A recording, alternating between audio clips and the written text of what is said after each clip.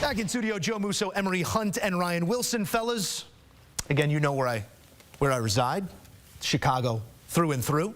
And we try and watch these games objectively. That I do. So I'll just punt. I'll just punt the ball to you fellas because I want to hear how you feel. I don't know how I'm supposed to feel following a different way that this team has found to lose. Little things an issue once again here, Ryan. What'd you see from the Bears? You're punting to me. I'm not going to pull up DeAndre Carter and wave it, then have the ball hit me in the knee and lose the ball as a muff punt. But I think the bigger issue is what you talk about, details. It feels like this team is close.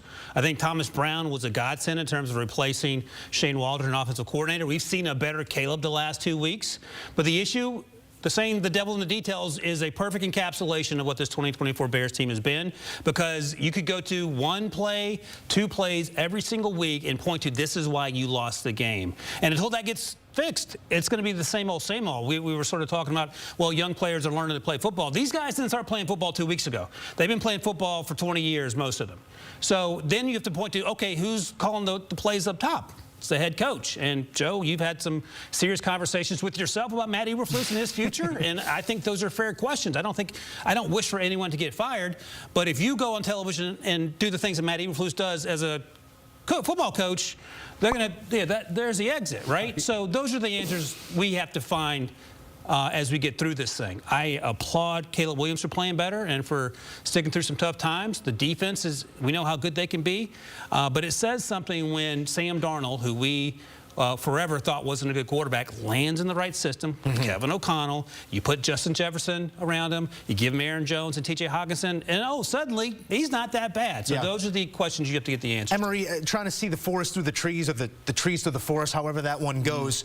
What did you make of the day here for Williams? Because it looks like a young man who's not just growing in his role and his comfortability in the offense, but one who really welcomes the moments like we saw at the end of this game. Yeah, you kind of want him to continue to grow and build on some of these type of situations. And I think that's where we've seen him have some success. But we're talking about the same type of things that we were talking about with Justin Fields with the Bears. So that tells me the common denominator, Ryan touched on it, is Matt Eberflus, because they're losing games this year like they were losing last year. They have these games. I get where you're coming from. I ain't seen none of those throws from Justin Fields. But there were about 5 in this game that only a few dudes in the world have. So I'll stop your comparison point there. But they lost. I understand where you're coming from. They lost, and some of that is inflicted by the head coach. I get the point you're making. But the point is, Fields wasn't the reason why they were losing. Caleb is not the reason why they are losing. Understood. And the whole thing is, when you look at the little things, and we talked about this while we were watching the game, the muff punt by Carter, that's one.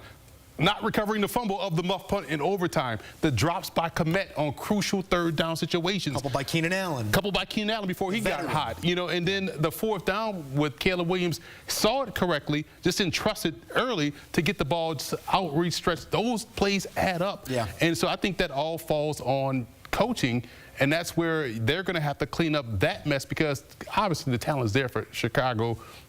Williams is getting better. He's trusting his athleticism a little bit more, getting out of dodge and scrambling for first downs. All of those things that you saw at USC and Oklahoma, you're seeing here in Chicago, and this was supposed to be a win.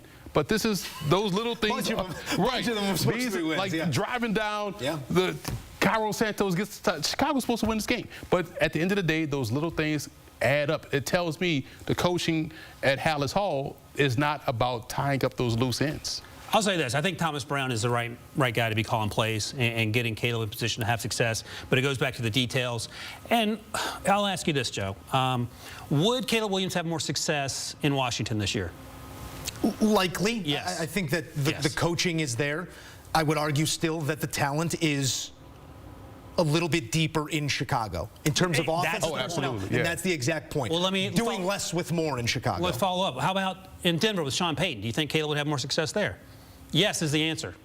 And you can just look at Bo Nix. Like, none of us thought Bo Nix was a possible first-round pick. He's doing what's asked of him. And Caleb, look, Caleb isn't without having the finger pointed at him. He held it a little long in a couple plays. Yeah. But he's gotten better the last 2 weeks, and you want to look for growth. And when you talk to people around the league, they think Matt Eberflus is a great person. Yeah. It just hasn't translated yet in terms of being able to manage an organization. And sometimes, we say this a lot, you can be a great coordinator and not necessarily be a great head coach. Those are two different job descriptions, and you get promoted on what you did as a coordinator to a completely different job. If we go any longer, I'm going to have to pay you as my therapist. So here, a quick thought on the Minnesota Vikings before we do break, which we have to, because 9-2, they say you are what your record is. Are they? Are they a 9-2 team? Yeah, absolutely.